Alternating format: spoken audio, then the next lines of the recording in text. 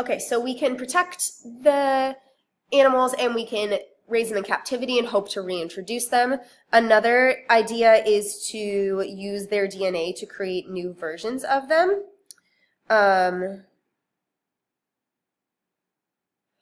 This is kind of like Jurassic Park, except that we're looking to bring back species that have not been dead for hundreds of thousands of years, but more recently. So basically what they do is they take DNA from an endangered species, insert it into an egg from a related species that doesn't have a nucleus in it. Remember that cells, all eukaryotic cells have nuclei, but if we remove the nucleus and put a different nucleus in, now the new nucleus from the endangered species contains all the instructions for the cell, implant it into a female, and then we would have more offspring.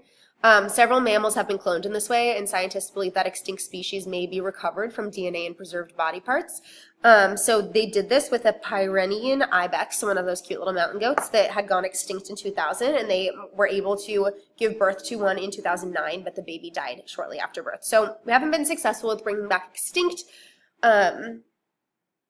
species yet, but we have been able to clone members of living things to maybe help increase their numbers, but again, that doesn't increase genetic diversity because we're creating more of the same exact thing, so I don't know.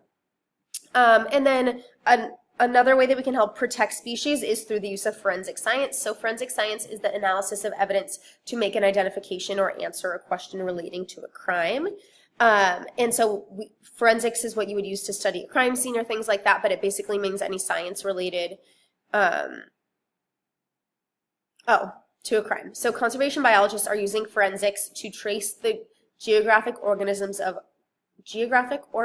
of organisms or body parts recovered from the black market. So there's this picture here of this woman selling whale meat, and that's illegal. And so, well, certain of them are. And so what they're doing is they can track by DNA where that whale would have come from. And so by analyzing DNA from organisms or tissue sold at market, researchers can determine the species or subspecies and sometimes the geographic origin. So where did it come from and was it allowed to be farmed from there? So some whale meat that has been found was actually dolphin, orca, porpoises, sheep, and horses. So it's not even being sold as what it was supposed to do. So they can help track illegal activity in that way.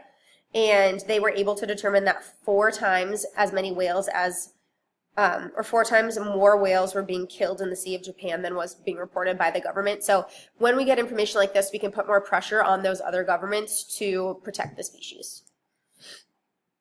And then there's several strategies to help protect habitats, communities, and ecosystems. So we have what's called an umbrella species, and so that can help by protecting one umbrella species. It can help protect many others. The example your book gives is the wildebeest of the Serengeti. So wildebeests travel for many, many, many miles. They have a huge range.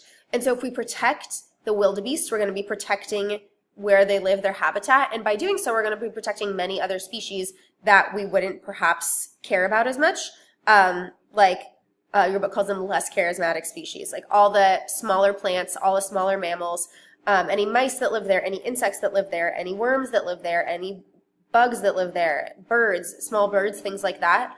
As well as all the plants and all the fungi species that live there as well. We're protecting them by protecting one species. So that's what's called an umbrella species. So it has a bigger impact, more bang for your buck. And then we also have some environmental organizations that use large charismatic vertebrates as flagship species to promote conservation. So basically what that means is the example they give is there's the World Wildlife Federation, which helps to protect many endangered species and increase conservation efforts. And what they do is the symbol and the thing that they advocate for the most is a giant panda. And so people want to save the giant panda, so they'll donate. But the World Wildlife Fund World Wildlife Federation is not only protecting the giant panda, they're also supporting lots more species.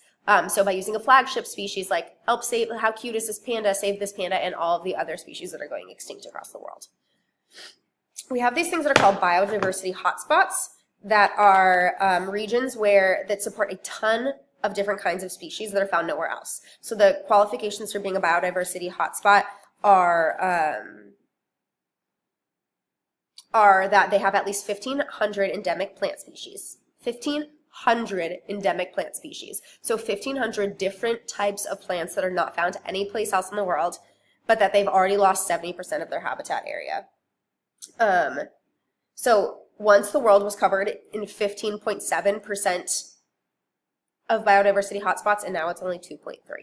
So we've lost a ton of them, which is very sad. So we can also use parks and preserves as protected areas that seek to maintain habitats and ecological services. And 13% of the world's land area is protected this way, and they're still managed for recreation and water quality protection or other purposes. If you've ever gone hiking in a state or national park, that's one of them.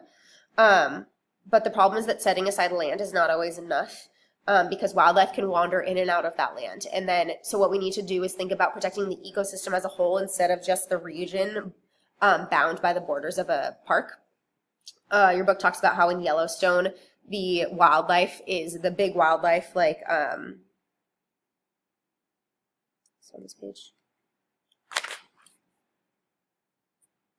Elk, bears, bison, and wolves roam seasonally in and out of the park, so they're not always protected just because we're protecting the land in the park. Areas of the ocean are also beginning to be set aside for the similar reasons. And we're also working to restore ecosystems by reestablishing the natural processes that were interrupted by human development. So, for example, U.S. restoration efforts have focused on the Illinois prairie, the Florida Everglades, and the southeastern longleaf pine forests. Another thing that we need to worry about is climate change and how climate change is affecting conservation or biodiversity loss. So as climate change happens, as the Earth warms, a lot of species are moving towards the poles, the North and South Pole, where it's colder, or moving upward in elevation, where it's also colder. And so we need to be aware of that as well.